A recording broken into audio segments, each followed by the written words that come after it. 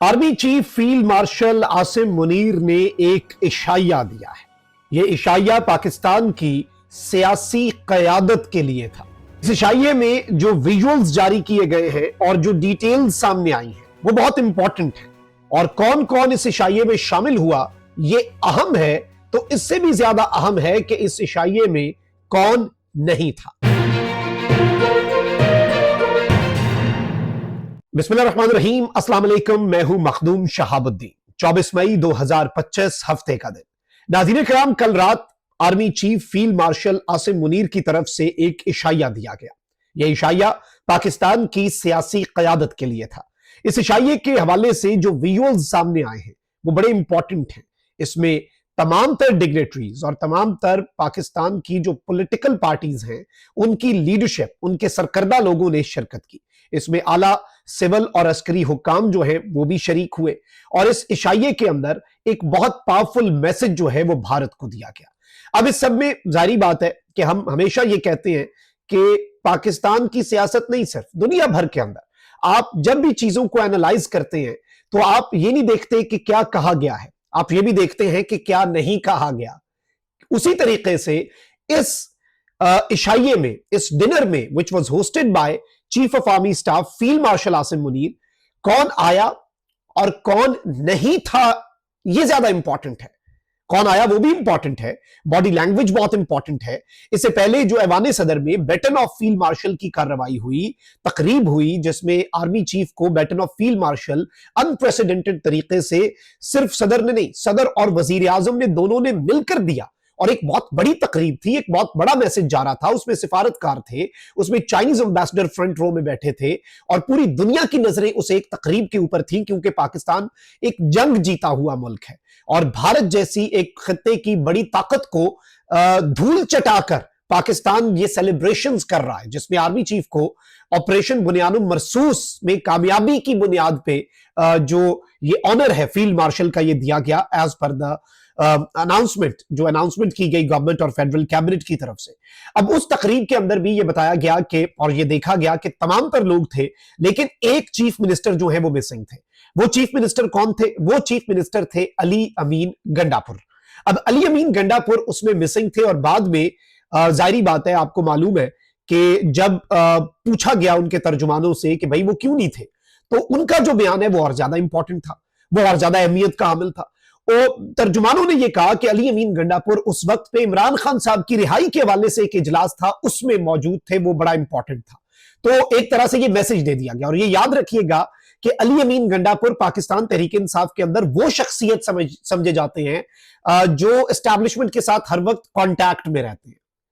अगर अली अमीन गंडापुर नहीं आए, और रिसेंट जो इमरान खान साहब ने अपने ट्विटर हैंडल से स्टेटमेंट दी जिसमें आर्मी चीफ को कांग्रेचुलेट करने के हवाले से जो उन्होंने बात कही, वो भी इस जानिब इशारा है कि जो पिछले दिनों कुछ बातें चल रही थी कि जी जेल में कोई ब्रीफिंग्स हुई है, ऑल्दो इमरान खान साहब जो हैं उन्होंने अब खुद तरदीद कर दिया है कि भाई मुझे कोई इस तरह की ब्रीफिंग भी नहीं दी गई और कुछ भी ऐसा चल नहीं रहा, कोई मुज़ाकरात या कोई ऐसी अगर हवा बनाने की कोशिश की जा रही है। फिर ऑब्वियसली जो पाकिस्तान की मिलिट्री एस्टैब्लिशमेंट के करीब समझे जाने वाले जर्नलिस्ट हैं उन्होंने भी ये बता दिया कि भाई कोई मुलाकात नहीं हुई, कोई माफी तलाफी नहीं है, पॉलिसी वही है जो 9 मई के हवाले से पॉलिसी थी स्टेट की या रियासती इदारों की या पाकिस्तान की मिलिट्री एस्टैब्लिशमेंट की, आज भी वही पॉलिसी है। अब पहले मैं जरा आपको जो तकरीब हुई है उसका एलामिया पढ़ के सुना देता हूं। फील्ड मार्शल सैयद आसिम मुनीर निशान Imtiaz military chief of army staff की जानिब से एक इशाया दिया गया जिसमें सियासी क़यादत, मुसल्लह अफवाज के पुख्ता अज़म और पाकिस्तानी अवाम के नाकाबिल तस्खीर जज्बे को खिराज तहसीन पेश किया गया, जो मार्का हक और ऑपरेशन बुनियानुम मरसूस के दौरान नुमाया तौर पर जाहिर हुआ। इस बावकार तकरीब में इज्जत माब सदर पाकिस्तान जनाब आसिफ अली जरदारी, इज्जत माब वजीर आजम जनाब मोहम्मद शहबाज शरीफ, नायब वजीर आजम, वजीर खारजा, चेयरमैन सेनेट, स्पीकर कौमी असम्बली, विफाकी वुज़रा, गवर्नर्स, वुज़राए आला, chairman joint chief of staff committee, सरबराहान फजाइया और बहरिया, अहम सियासी जमातों की सीनियर क़यादत, आला सरकारी हुक्काम और तीनों मुसल्लह अफवाज के सीनियर अफसरान शरीक हुए। शुरका ने उस दानाई पर मबनी क़यादत को खिराज तहसीन पेश किया जिसने कौम को एक फैसला कुन मरहले से कामयाबी के साथ गुजारा। उन्होंने मुसल्लह अफवाज की कुर्बानियों और जुर्रत को सराहा और पाकिस्तानी अवाम के पुरज़्म हुब्बुल वतनी की तारीफ की। चीफ ऑफ आर्मी स्टाफ ने अपने खिताब में मार्का हक के दौरान सियासी क़यादत की स्ट्रेटेजिक बसीरत पर गहरी ममनूनियत का इजहार किया और ऑपरेशन बुनियानुम मरसूस में तीनों अफवाज के दरमियान मिसाली हम आहंगी को सराहा, जिसकी बदौलत कामयाबी मुमकिन हुई। उन्होंने भारतीय प्रोपेगेंडे के खिलाफ पाकिस्तानी नौजवानों और मीडिया के नाकाबिले तस्खीर किरदार को भी उजागर किया और उन्हें फौलादी दीवार करार दिया, जो गुमराहकुन मालूमात के खिलाफ सीसा पिलाई दीवार बने रहे। चीफ ऑफ आर्मी स्टाफ ने पाकिस्तानी साइंसदानों, इंजीनियर्स और सिफारतकारों की शानदार खिदमात को भी सराहा, जिनकी पेशा वराना महारत और अज़्म इस तनाज़े के दौरान कलीदी हैसियत रखते थे। ये शाम कौमी यकजहती और इज्तिमाई अज़्म की एक भरपूर अलामत के तौर पर सामने आई। ये शाम, दिस इवनिंग, जिसमें ये इशाया दिया गया, ये शाम कौमी यकजहती यानी नेशनल यूनिटी और इज्तिमाई अज़्म और एक यूनिफाइड जो आपका रिजॉल्व होता है, उसकी एक भरपूर अलामत के तौर पर सामने आई, जो इस बात का इजहार था कि पाकिस्तान आगे बढ़ने के लिए नई तवानाई और इत्तेहाद के साथ तैयार है। यानी बॉटम लाइन ये थी कि इसमें इत्तेहाद का मैसेज दिया गया। अब आप ये देखें कि जो चीफ मिनिस्टर हैं वो भी नहीं आए इसमें, क्योंकि देखें तमाम तर चीफ मिनिस्टर्स जो हैं उन्हें इनवाइट है, तो ये हो ही नहीं सकता कि चीफ मिनिस्टर खैबर पख्तूनख्वा जो है उन्हें इन्विटेशन ना भेजा गया हो। नंबर वन, इसमें तो कोई दूसरी राय नहीं है। जैसे ऐवान सदर वाली तकरीब में भी चीफ मिनिस्टर के अपने लोगों ने यह कहा कि भाई चीफ मिनिस्टर खुद नहीं गए, जो बैटन ऑफ फील्ड मार्शल की तकरीब थी, तो अली अमीन गंडापुर का इस तकरीब के अंदर ना आना और रिसेंट जो इमरान खान साहब से अडियाला जेल में मुलाकात हुई, इसमें गंडापुर साहब को कुछ हिदायत भी दी गई और ऑब्वियसली उन्हें एक सख्त और जारहाना हिकमत अमली अपनाने का भी कहा गया। इससे भी देखें, हमने एक पोजीशन वाजे, हम कोई ख्वाहिश को खबर बनाने के लिए यहां पर नहीं बैठे कि हम आपको ट्रक की बत्ती के पीछे लगा दे कि चीजें ठीक हो रही हैं, चीजें ठीक हो जाएंगी। हमने रियलिस्टिक दुनिया में रहना है। अब दो तीन चीजें समझे। पाकिस्तान तहरीक इंसाफ की क़यादत या पाकिस्तान तहरीक इंसाफ की रिप्रेजेंटेशन इस डिनर में नहीं थी। अब उस हवाले से जो इसमें हम एनालिसिस कर सकते हैं वो यही है कि पाकिस्तान की मिलिट्री स्पोक्स पर्सन और पाकिस्तान की मिलिट्री की जो शोबे ताल्लुकात आमा है ISPR, उसके एलामिये जो भी फॉर्मेशन कमांडर्स कॉन्फ्रेंस के होते थे या फिर कोर कमांडर्स कॉन्फ्रेंस के या फिर DG ISPR पब्लिक में आकर जो इस हवाले से ब्रीफिंग दिया करते थे 9 मई के हवाले से, वो यही थी कि भाई 9 मई के ऊपर एक बाज़ाब्ता तौर पर माफी मांगी जाए और 9 मई के ऊपर अफसोस का इजहार किया जाए, रिग्रेट का इजहार किया जाए, इसकी मजम्मत की जाए और इस पर माफी मांगी जाए। माफी ऑब्वियसली तभी मांगी जाती है व्हेन यू आर एक्सेप्टिंग कि you did something wrong.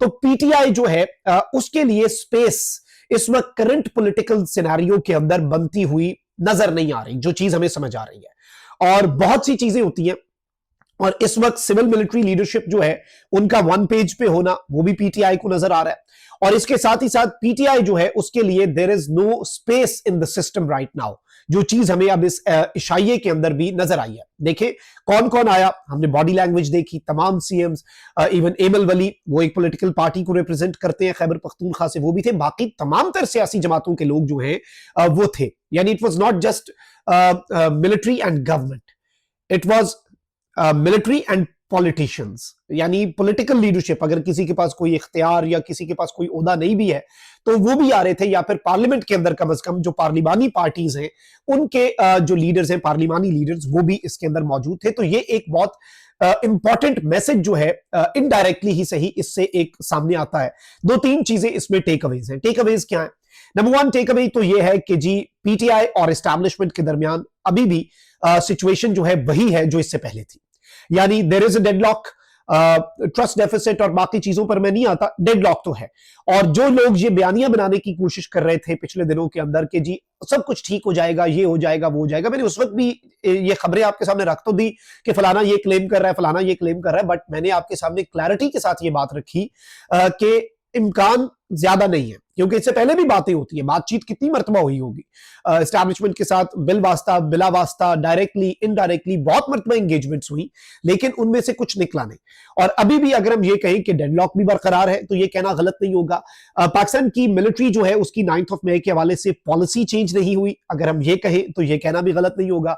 Civilians के मिलिट्री ट्रायल के हवाले से फैसला आ चुका हुआ है, मखसूस नशिस्तों वाला फैसला जो है वो आपको मालूम है कि आईनी बेंच के सामने लगा हुआ है और बहुत सी चीजें इन द कमिंग डेज मजीद मामलात को वाजे कर देंगी। लेकिन अभी तक के जो हालात हैं, जो एक मैसेज कम्युनिकेट हुआ है ओवरऑल, अगर हम एक ब्रॉडर पर्सपेक्टिव में देखें और चीजों को एनालाइज करने की कोशिश करें तो सुहेल वड़ाइच साहब ने खान साहब के दौर के अंदर एक लाइन दी थी और एक किताब लिखी थी, ये कंपनी नहीं चलेगी। तो वो वाले अगर हम टर्म यूज करें तो अभी तक जो एक मैसेज दिया गया है वो ये है कि कंपनी यही चलेगी, जो एक मैसेज है फॉर पीटीआई एज वेल।